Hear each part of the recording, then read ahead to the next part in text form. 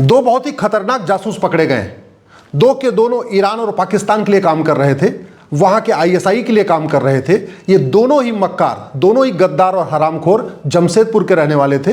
पिछले कई सालों से दिल्ली में रह रहे थे, बाद में अरब की तेल कंपनियों में काम कर रहे थे। नाम है इनका आदिल हुसैनी और अख्तर हुसैनी। ये अख्तर और आदिल खूब पैसा ले रहे थे और उस पैसे के लिए भारत के साथ गद्दारी कर रहे थे।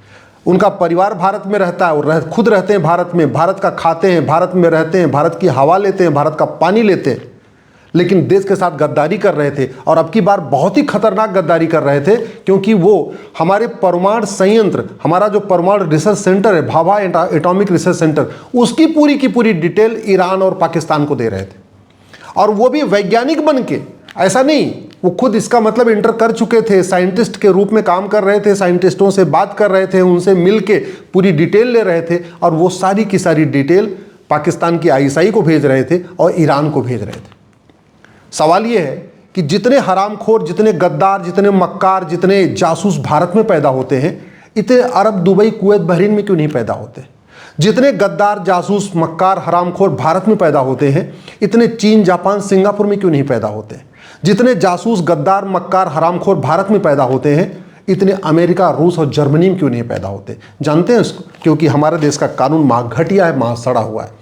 जासूसी के खिलाफ हमारे देश में आज भी 1923 वाला कानून चल रहा है। ये 1923 का कानून अंग्रेज बना के गए थे। इसमें मैक्सिमम 3 साल की सजा है और इसीलिए 1950 के बाद से अब तक सैकड़ों की संख्या में जासूस पकड़े जा चुके हैं, लेकिन सब 3-3 साल के बाद छूट जाते हैं, क्योंकि कानून ही नहीं हमारे पास। हमारा कानून अंग्रेजों वाला चल रहा है। हमने कहते नहीं अग्नियान बना लिया, मंगलयान बना लिया, सूर्ययान बना लिया, चंद्रमा पे पहुंच गए, हाईवे बना लिया, एयरपोर्ट बना लिया, मिसाइल बना लिया, परमाणु बम बना लिया। पता नहीं ये घटिया कानून क्यों नहीं बदला, मुझे समझ में नहीं आ रहा है। हम अपने एक एक कानून की समीक्षा क्यों नहीं कर रहे हैं? जब भी कोई अपराध होता है तो हम क्यों नहीं देख रहे हैं कि हमारे देश में जो अपराध हुआ है उसके लिए कौन सा कानून है, और उसी अपराध पे चीन, जापान, सिंगापुर में क्या सजा होती, उसी अपराध पे अमेरिका में क्या सजा होती, दुबई में क्या सजा होती, अरब में क्या सजा होती। हम अपने इन कानूनों को क्यों नहीं देख रहे हैं? हमारे देश में कानून घटिया है, न्यायिक व्यवस्था सड़ी हुई है, तारीख पे तारीख चलती है, 3 साल की सजा है वो भी 30 साल के बाद मिलती है। इसलिए जासूसी चल रही, गद्दारी चल रही, मक्कारी चल रही, हरामखोरी चल रही। इसलिए मैं सरकार से निवेदन कर रहा हूं, सबसे पहले इस घटिया कानून को बदलें और इस बीएनएस में एक नया चैप्टर जोड़ें, ऑफेंस रिलेटिंग टू स्पाइंग। जब तक एक नया चैप्टर नहीं जोड़ा जाएगा offence relating to spying in BNS में, तब तक जासूसी, गद्दारी, मक्कारी, हरामखोरी कम नहीं होगी।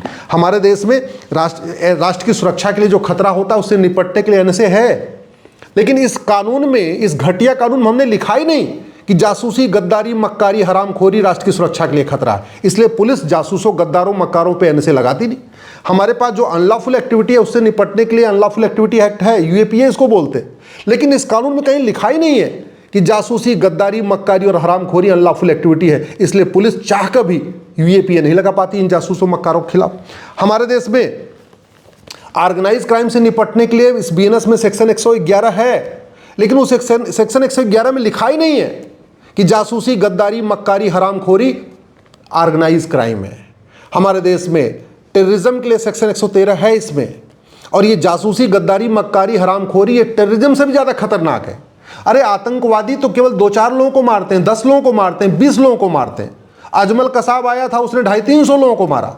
लेकिन ये जासूस, गद्दार, जिन्होंने अब हमारे भाभा एटॉमिक रिसर्च सेंटर की पूरी डिटेल अमेरिका, पाकिस्तान को दे दिया, ईरान को दे दिया, और कल को अगर यहीं पे विस्फोट हो जाए हमारे भाभा एटॉमिक रिसर्च सेंटर में, तो करोड़ों लोग मारे जाएंगे, पूरा महाराष्ट्र खत्म हो जाएगा, मध्य प्रदेश खत्म हो जाएगा अगर हमारे इस परमाणु संयंत्र के ऊपर कुछ हो जाए तो फिर हम जासूसी, गद्दारी, मक्कारी को आतंकवाद क्यों नहीं डिक्लेयर कर रहे? एक्ट ऑफ टेररिज्म क्यों नहीं डिक्लेयर कर रहे? सेक्शन 113 में हमने जहां टेररिज्म लिखा है उसमें उसको हम एक्सप्लेन क्यों नहीं कर रहे हैं कि जासूसी, गद्दारी, मक्कारी भी टेररिज्म है? हमारे देश में वेजिंग वॉर के लिए बाकायदा सेक्शन 147 है, लेकिन आज तक हमने जासूसी, गद्दारी, मक्कारी, हरामखोरी को वेजिंग वॉर डिक्लेयर नहीं किया। हमारे देश में जो राष्ट्र की सुरक्षा के लिए खतरा है, संप्रभुता के लिए खतरा है, देश की एकता, अखंडता के लिए खतरा है, उससे निपटने के लिए सेक्शन 152 है, लेकिन इसमें भी हमने कहीं लिखा नहीं है कि जासूसी, गद्दारी, मक्कारी, हरामखोरी ये भी एक्ट ऑफ टेररिज्म है। ये जासूस, गद्दार, मक्कार बहुत साइलेंटली काम करते हैं, कोई सबूत छोड़ते नहीं, कोई सबूत होता है उसको मिटा देते हैं। लेकिन पुलिस के पास मजबूरी है कि वो सबूत लाके इकट्ठा करे, गवाहों के बयान करवाए, क्योंकि हमारी न्यायिक व्यवस्था ये कहती है गवाहों के बयान जरूरी है। आज तक हमने पता नहीं नार्को पॉलीग्राफ ब्रेन मैपिंग कानून क्यों नहीं बनाया, कहां से कहां चले गए। बैलगाड़ी से चलते थे, आज की डेट में जहाज से चलने लग गए। इसके बावजूद नार्को पॉलीग्राफ ब्रेन मैपिंग कानून बनाने में पता नहीं क्या दिक्कत आ रही है। दुनिया के कई देशों ने बना लिया। अगर इस जासूस गद्दार मक्कार का narco polygraph brain mapping test करते तो पता चलता और कौन कौन लोग हैं। अभी तो 2 पकड़े गए, हो सकता है 10 और पकड़े जाते, हो सकता है 20 और पकड़े जाते, लेकिन हमारे पास ऐसा कोई कानून नहीं।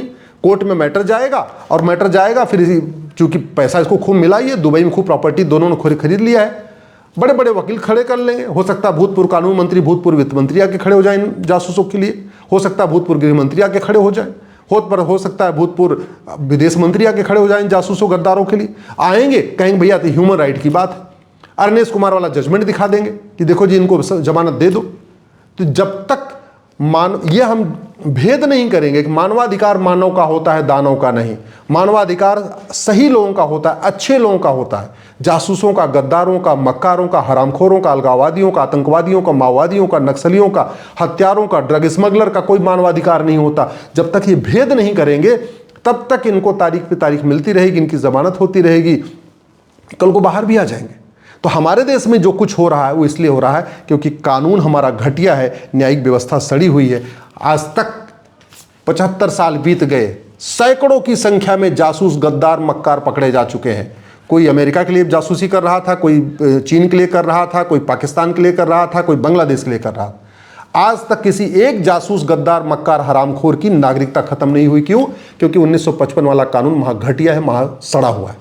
जब तक कानून का खौफ नहीं होगा तब तक जासूसी, गद्दारी, मक्कारी, हरामखोरी खत्म नहीं होगी। कोई भी देश तभी सुरक्षित होता है जब शिक्षा में संस्कार हो और कानून का खौफ हो। दुर्भाग्यवश हमारे देश में न शिक्षा में संस्कार है न कानून का खौफ है। मुगल चले गए फिर भी मदरसे खुलते जा रहे हैं, अंग्रेज चले गए फिर भी मिशनरी स्कूल खुलते चले जा रहे हैं, मॉन्टेसरी स्कूल खुलते जा रहे हैं। और जो संस्कार देने वाली हमारी भारतीय शिक्षा व्यवस्था थी, गुरुकुल शिक्षा व्यवस्था थी, आज तक हमने उसको लागू करने का प्रयास नहीं किया। आज तक स्कूलों में न वेद पढ़ाया जा रहा है, न उपनिषद पढ़ाया जा रहा है, न भगवद गीता पढ़ाई जा रही है, न रामचरितमानस पढ़ाया जा रहा है। सेकुलरिज्म के नाम पे देश को बर्बाद करने की पूरी तैयारी चल रही है और हम उस तैयारी में फंसे पड़े हुए हैं। हम कहते हैं प्राण जाए पर इमेज न जाए, उस चिंता में कहीं फंस गए। नतीजा ये हो रहा है कि न कानून बदले गए, न शिक्षा व्यवस्था बदली गई, न पुलिस व्यवस्था बदली गई, न प्रशासनिक व्यवस्था बदली गई, न न्यायिक व्यवस्था बदली गई।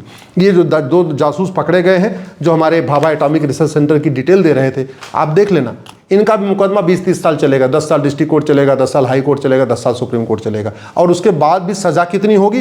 3 साल की होगी, मात्र 3 साल की सजा होगी, क्योंकि ये कानून कहता है 3 साल की सजा होगी। न इनकी जासूसों की 100% प्रॉपर्टी जब्त होगी, न इन जासूसों की नागरिकता खत्म होगी, न इन जासूसों का आजीवन कारावास, फांसी होगा। जब कुछ होगा ही नहीं तो ये पकड़े गए, कल को कोई और पकड़ा जाएगा। इसके पहले एक लड़की पकड़ी गई थी पंजाब की, वो घूम रही थी, पाकिस्तान आ रही थी, जा रही थी। इसके पहले कितने और भी पकड़े जा चुके हैं। मेरा सरकार से निवेदन है, इन घटिया कानूनों को बदलने के साथ साथ पुलिस रिफॉर्म करिए। ये 1861 का पुलिस एक्ट बदलिए, पुलिस को एडवांस बनाइए, पुलिस को स्मार्ट बनाइए। दुनिया के, अमेरिका में, बाकी देशों में जिस तरीके से स्मार्ट पुलिसिंग सिस्टम है और इंडिपेंडेंट पुलिसिंग सिस्टम है, रिस्पॉन्सिबल पुलिसिंग सिस्टम है, अकाउंटेबल पुलिसिंग सिस्टम है, वो सिस्टम भारत में भी लागू करिए। भारत में चूंकि इन जासूसों, गद्दारों को मदद मिलती है सरकारी कर्मचारियों से, घूसखोर कर्मचारियों से मिलती है, और वो तभी रुकेगा जब ये भ्रष्टाचार का घटिया कानून खत्म होगा, प्रिवेंशन ऑफ करप्शन एक्ट, और भ्रष्टाचारियों को चीन की तरीके से फांसी देने के लिए कानून बनेगा, तब जाके जासूसी, गद्दारी बंद होगी। क्योंकि जासूसी, गद्दारी बिना भ्रष्टाचार के संभव नहीं है। इसी तरीके से हवाला के खिलाफ कठोर कानून बनाना पड़ेगा, बेनामी लेन देन के खिलाफ कठोर कानून बनाना पड़ेगा। इन दोनों को ही, आदिल को और अख्तर को, आदिल हुसैनी, अख्तर हुसैनी, दोनों भाइयों को खूब बेनामी प्रॉपर्टी मिली है और इन्होंने भारत के अंदर तो प्रॉपर्टी बनाई, दुबई में भी जाके प्रॉपर्टी खरीद ली है जहाँ करोड़ों की प्रॉपर्टी मिलती है। जब तक ये काला कारोबार नहीं बंद होगा, काला धन नहीं बंद होगा, तब तक जासूसी, गद्दारी बंद नहीं होगी। और आप खुद कल्पना कर लीजिए कि हमारे परमाणु संयंत्रों का ये जासूसी कर रहे थे, भगवान ने ठीक है बचा लिया, पकड़े गए, अगर ये अपने मिशन में सफल हो जाते तो कितने लोग मारे जाते, इसकी कल्पना आप खुद करिए।